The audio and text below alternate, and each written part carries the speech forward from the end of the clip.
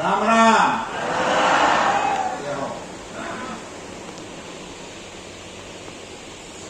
પૂજ્ય બાપુ,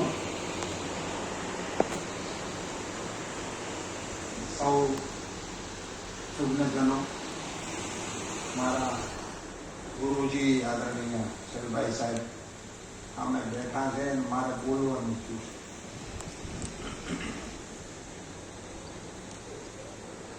મંચ પર વિરાજમાન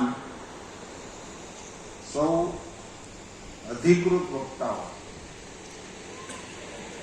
જેમની પાસે જ્ઞાનનો માતાજીની દયાથી ભંડાર છે, એવા લોકો પાસેથી આપણે સાંભળવાનું છે. હું પણ એમને સાંભળવા ઈચ્છું છું. મને આ કાર્યક્રમમાં મારે બોલવું એવું મને જ્યારે કહેવામાં આવ્યું ત્યારે ખરેખર જ મારા મનમાં એક મૂંઝવણ હતી કે મેઘાણી સાહેબ વિશે હું વાતો કરું એ આમ બરાબર કહેવાય નહીં. કે તો એવડા મોટા ગજાના એમના સાહિત્યનું કામ છે, તેમાં મારું કોઈ લેખા જોખા હવે નહીં. તો શાક બની ગણી જાય છે એવું ગણાય. એ ન્યાયે આમાં હું વાત કરીશ, પણ એમની જે અપેક્ષા હતી મેઘાણી સાહેબની કે આવે કદી સ્વાધીનતા તો અમને સ્મરી લેજે,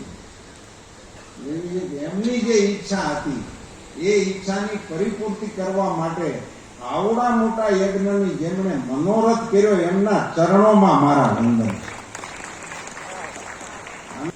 બાપુ, આપે એમની સ્મરણાંજલિ આપવા માટે, એમને શબ્દાંજલિ આપવા માટે, એમને આદરાંજલિ આપવા માટે આપે આ સંકલ્પ કર્યો.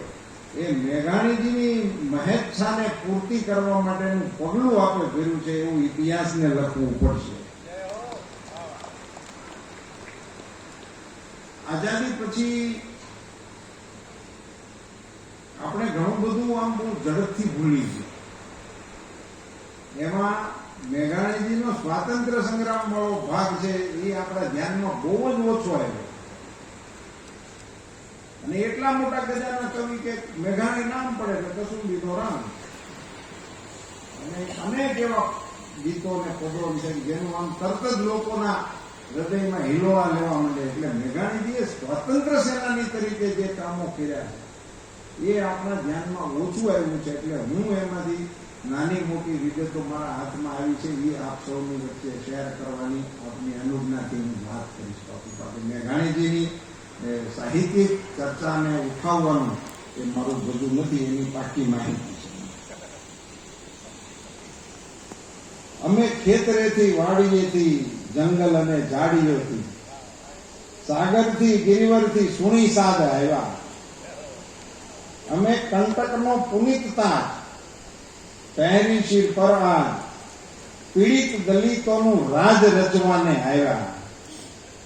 દેખ દેખ ઓરે અંધ કાળ સૈન્ય આવ્યા. આ સ્વાતંત્ર્ય સેનાની મેઘાણીની ગર્જના છે. આ કાવ્ય કરતા સ્વાતંત્ર્ય સેનાનીનો અવાજ. એમણે બુલંદ અવાજે આ કહ્યું હતું કાળ સૈન્ય તરીકે. જ્યારે તો આઝાદી મળવાની સંભાવના દેખાતી નહોતી એવી એમની અંતિમ રચનાઓમાંથી દેખાય છે. એટલે જ એમને લખવું પડ્યું છે ને કદીક આવે સ્વાધીનતા. તો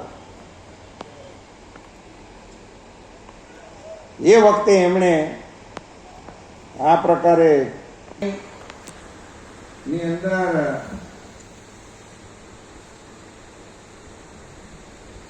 દયાનંદ સરસ્વતીજી અને થિયોસોફિકલ સોસાયટી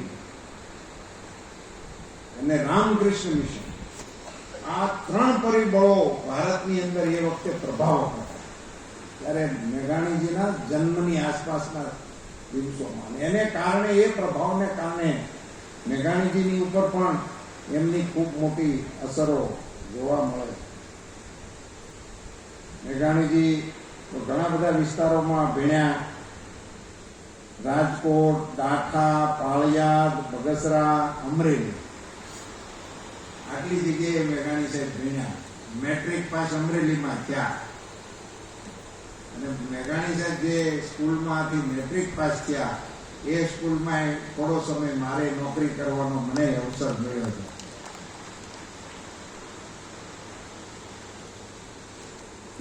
તો એ વખતની પિતાશ્રીની જવાબદારીઓને કારણે પોલીસ બદલી ને જ્યાં જાય ત્યાં અમને ભણવાનું થતું હતું.